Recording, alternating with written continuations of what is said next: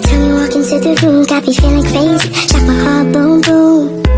Any other boy would stare, but me I look away, cause you're making me scared. Trying not to breathe, 1, 2, 3. Assalamualaikum warahmatullahi wabarakatuh.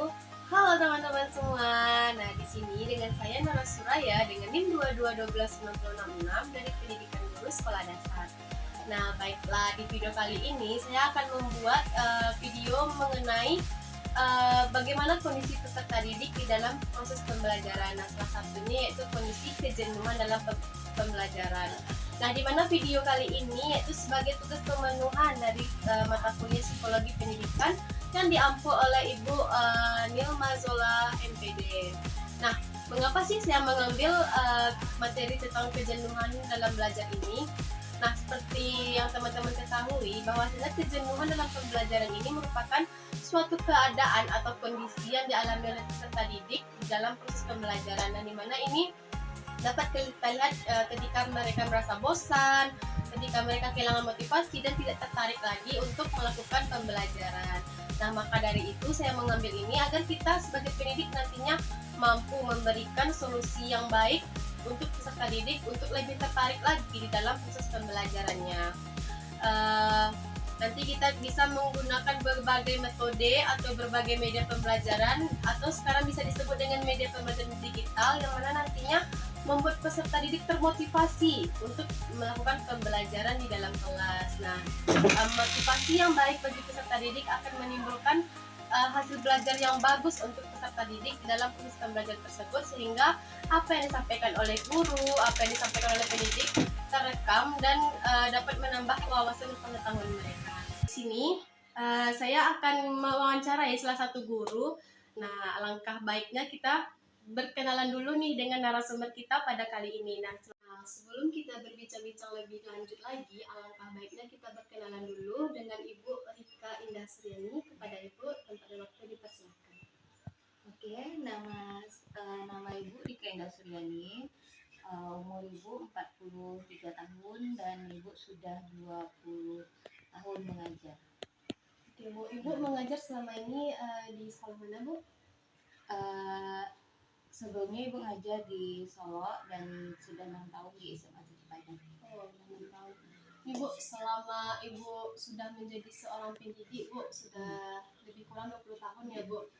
Pasti kan Ibu sudah mempunyai begitu banyak pengalaman dengan peserta didik. Ibu pun sudah menghadapi berbagai macam peserta didik, karakternya, mulai dari kebutuhannya, dan bagaimana kondisi dalam pembelajaran tersebut. Nah, kira-kira Bu, apa saja yang menjadi penyebab peserta didik itu menjadi jenuh dalam pembelajaran, Ibu? Ya, kalau Ibu lihat pembelajaran yang membuat mereka jenuh itu kalau kita cenderung ceramah, terus kita nggak tahu apa yang karakteristik peserta didik kita itu seperti apa. Nah, jadi kadang itu yang membuat jenuh. Apalagi Ibu ngajar sosiologi ya, yang cenderung hafalan. Nah, jadi kalau terlalu banyak ceramah, siswanya akan merasa bosan. Lagi kalau dia di jam-jam tatkir lah, jam-jam rawan. Iya, apalagi kalau udah full day setelah salat zuhur itu siswanya cenderung lelah ya. Jadi mereka akan merasa jenuh. Berarti faktornya tuh kelelahan sama cara mengajar kita ya, Bu, sebagai pendidik. Oke. Nah, Ibu selama Ibu mengajar pun ketika apa sih, Bu, Ibu melihat peserta didik itu mulai merasa jenuh dalam pembelajarannya, Bu? Pada saat apa gitu, Bu? Kalau misalnya kita terlalu banyak ceramah, terus ya kalau Ibu lihat ya, kalau kita cenderung banyak ceramah, mereka kan akan merasa ngantuk, capek kan. Makanya kadang Ibu selingi dengan model-model pembelajaran yang menuntut supaya mereka banyak beraktivitas di dalamnya. Jadi melibatkan mereka dalam proses pembelajaran itu. Jadi nggak selalu dari guru, tapi dari siswanya juga. Berarti kayak memfokuskan pembelajaran kepada siswanya ya, Bu. Dituntut siswanya untuk lebih aktif gitu ya, Bu. Oke, Bu. Jadi dalam bagaimana sih Bu tindakan Ibu nih sebagai pendidik dalam menghadapi situasi atau kondisi seperti kejenuhan peserta didik dalam pembelajaran itu Bu?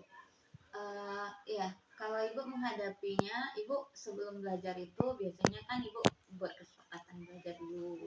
Ya, ada kontrak belajar dulu, kesepakatan seperti apa yang kita apa sebelum melakukan pembelajaran. Terus ibu melakukan tes kompetensi awal. Jadi ibu kan yang mana berdasarkan kemampuannya, berdasarkan gaya belajarnya. Jadi ibu lebih cenderung seperti itu, baru ibu menyusun modul ajar sesuai dengan kebutuhan siswa ibu. Oke Bu, berarti Ibu menggunakan model-model ya Bu untuk model-model pembelajaran untuk menarik simpati anaknya lagi untuk belajar motivasinya ya Bu. Iya. Oke Bu, mungkin sekian pertanyaan dari Nora Bu terkait dengan kejenuhan peserta didik dalam pembelajaran. Nah, untuk Ibu sendiri nih, kan Nora nantinya menjadi sebagai seorang guru juga. Ada nggak Bu semacam tips atau teknik apa yang harus Nora lakukan dalam anak-anak bisa termotivasi lagi Bu untuk pembelajarannya Bu? Iya. Kalau saran ibu untuk Nora yang mau jadi guru, ya kita harus kenal dulu siswa kita itu seperti apa. Ya, dengan mengetahui profiling siswa kita itu kita tahu karakteristik siswa kita, kebutuhannya. Makanya nanti kita mengajarnya itu dengan tidak hanya ngasih ilmu saja, materi ini, enggak. Jadi kita harus melakukan pendekatan juga. Kita harus tahu kebutuhannya juga. Terus bikin media-media yang menarik untuk siswanya. Kan kalau sekarang udah banyak zaman IT ya, jadi harus kita harus menyesuaikan juga, apalagi siswa kita udah Gen Z yang udah apa. Jadi misalnya dengan kuis itu dengan dengan aplikasi kuis atau dengan atau dengan game-game yang menarik mereka. Ya, terus juga memberikan reward seperti pujian atau apa untuk siswa yang memiliki kemampuan lebih pada saat itu. Ya, jadi bikin suasananya menyenangkan, jangan monoton, ya, dan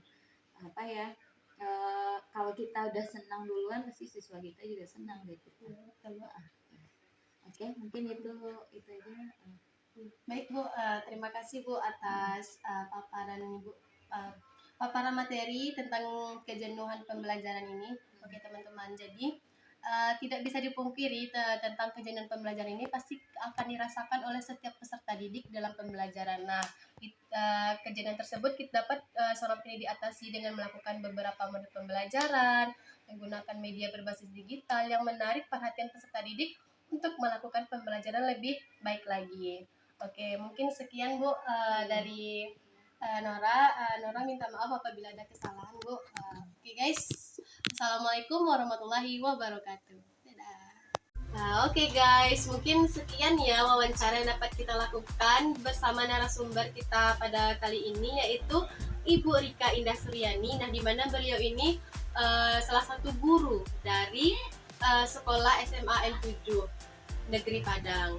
Oke, nah dari pemaparan yang telah beliau jelaskan tadi dapat kita tarik kesimpulan bahwasannya tidak menutup kemungkinan setiap individu akan mengalami kejenuhan dalam proses pembelajaran.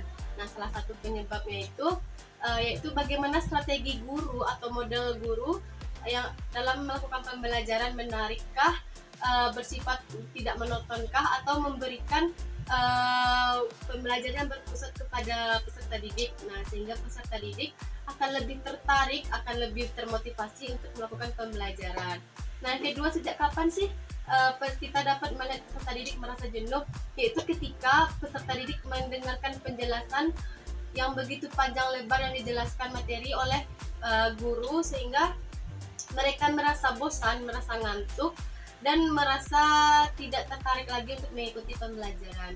Nah, yang ketiga itu bagaimana solusi seorang pendidik untuk memunculkan kembali motivasi yang telah dialami, motivasi dari dalam diri peserta didik. Nah, salah satunya yaitu guru dapat menciptakan guru dapat menciptakan bermacam segala media pembelajaran yang berbasis digital, yang dimana dapat memicu atau dapat menarik kembali simpati peserta didik dalam proses pembelajaran.